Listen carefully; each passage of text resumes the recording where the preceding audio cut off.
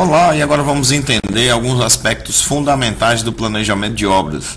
Até porque se nós queremos gerenciar bem uma obra, o planejamento é um dos pilares, o cronograma bem elaborado é um desses pilares do planejamento de obra, e uma ferramenta espetacular para a gente trabalhar com ela é o MS Project, mas nós vamos trabalhar no planejamento de obras por quê? Veja bem que nós temos vários tipos de obras possíveis, né? Temos obras de infraestrutura como um parque eólico, uma estação de tratamento de água ou de esgoto, uma rede de saneamento, estradas. Temos obras de edificações de aplicações diversas, por exemplo, hospital, shopping, edifícios residenciais, seja de alto padrão ou de padrão popular, etc. E veja bem, cada obra dessa tem sua própria estratégia, cada obra dessa tem a oportunidade de negócio para a construtora que está envolvida. Cada obra dessa tem a sua arquitetura, processo construtivo, tem o seu layout, ou seja, tem a sua tipologia.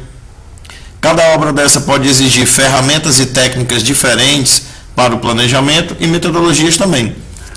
Cada uma dessas obras utiliza e precisa de uma análise específica e precisa de um planejamento específico. Mas todas essas obras têm algo em comum. Vem comigo. O que essas obras têm em comum é a necessidade de uma boa gestão em 3 níveis de integração. O nível mais operacional, digamos que é produção, um nível tático, que é o nível de projetos, e um nível estratégico, que é a da gestão em si. Eu tenho que integrar isso para alcançar o melhor resultado para a empresa, para a construtora, por exemplo, ou para a incorporadora, se for o caso. Então, você precisa entender que o planejamento de obras, a elaboração de um cronograma, está dentro de um contexto maior, que é um contexto de gestão integrada. E muita gente não consegue elaborar bem o cronograma porque entende o cronograma só como uma ferramenta de agenda, mas ele é muito mais do que isso. E você vai entender nessa aula como ele é mais completo do que isso.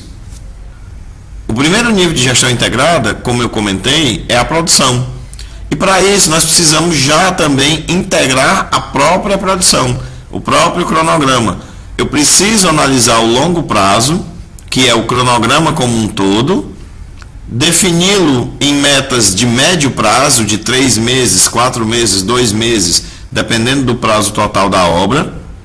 A partir dessas metas de médio prazo, que vão me definir os trabalhos, né, as atividades, os serviços mais específicos e de uma forma mais detalhada, eu ainda vou criar um plano de curto prazo, para dentro de, por exemplo, o horizonte de 1 semana ou 2 semanas, eu tenho muito bem definido o que nós vamos fazer, quem vai fazer isso, se eu tenho material suficiente, se eu tenho as informações adequadas e se o local de trabalho está ou estará bem preparado para receber o serviço na hora que ele for começar.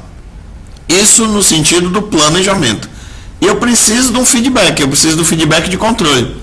No nível de curto prazo, quem está executando esse serviço no dia a dia, o responsável por esse acompanhamento, ele precisa registrar o que aconteceu, para que eu retorne isso num ambiente de médio prazo e consiga consolidar todos os conjuntos de serviços que eu tinha pensado para o mês, para o bimestre ou para o trimestre, ver o que deu errado e o que deu certo para regular, e ainda também leve isso a um nível de longo prazo, para poder avaliar se isso está impactando positivo ou negativamente na conclusão da obra, por exemplo, tá certo?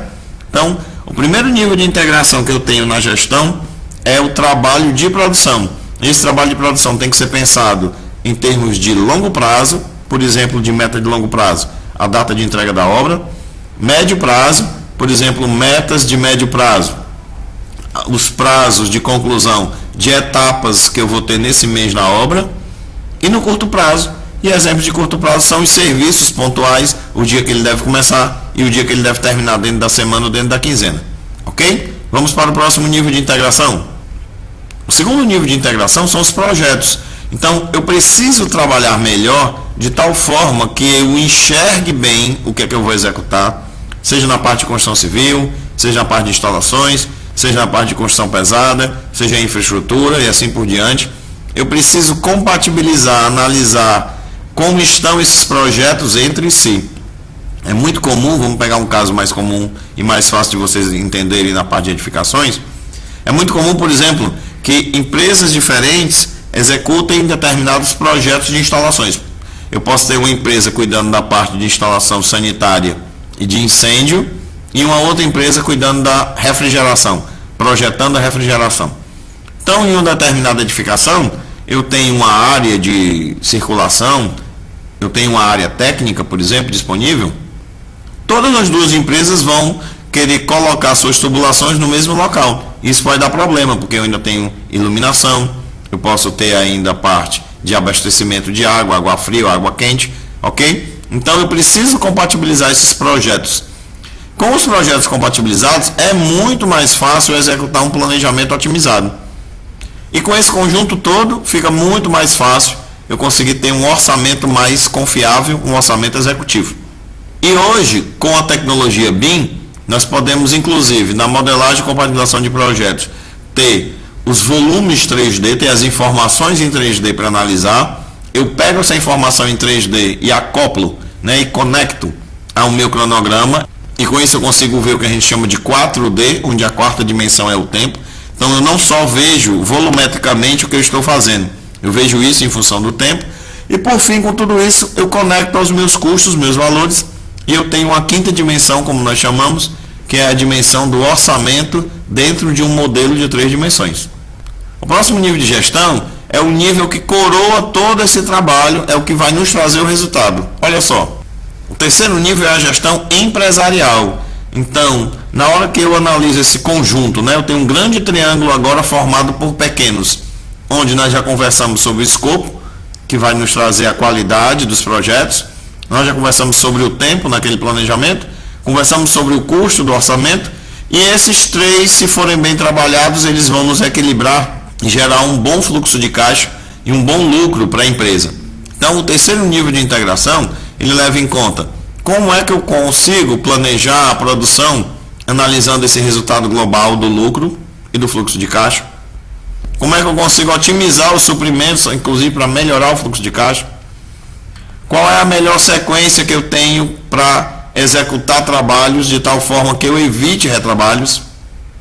Que alternativas técnicas de processos construtivos, de solução de projetos, de sequência de serviços podem me fazer reduzir o custo total, seja o custo direto da obra ou o custo indireto da gestão que a empresa faz sobre a obra. E como eu aplico novas tecnologias para aumentar a produtividade. Porque nós sabemos que o custo de mão de obra nas últimas décadas vem crescendo proporcionalmente muito com relação ao custo dos materiais.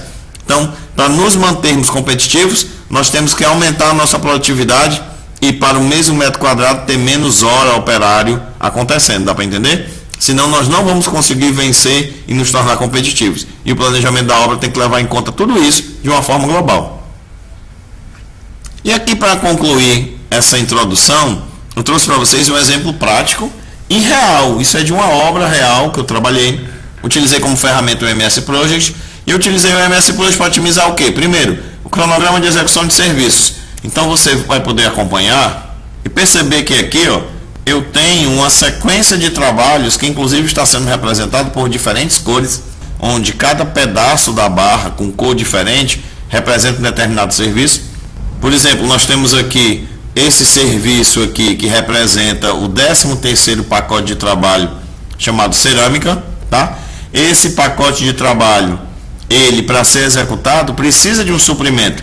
Então aqui já tem um planejamento da programação de vários serviços, alguns que antecedem esse pacote e outros que virão depois. E aqui nós temos uma programação otimizada do suprimento para que esse pacote aconteça.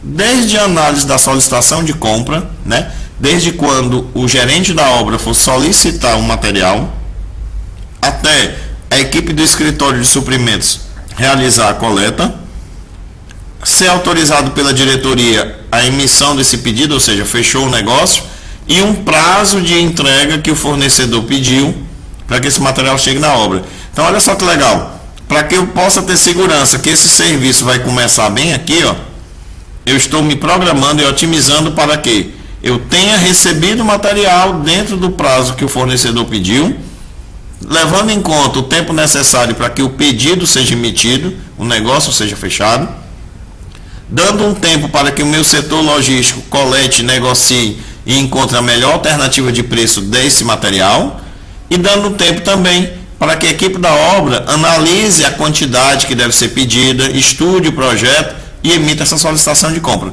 Então isso é um exemplo real que eu costumo fazer em todas as obras que eu participo, que eu presto serviço, para a gente entender a importância prática do planejamento de obras e que isso pode ser realizado de uma forma muito inteligente e muito legal através de uma ferramenta chamada MS Project, e a partir de agora vamos começar a aprender tudo que nós precisamos para realizar um excelente planejamento de obra, para realizar um excelente cronograma e garantir os melhores resultados para a construtora.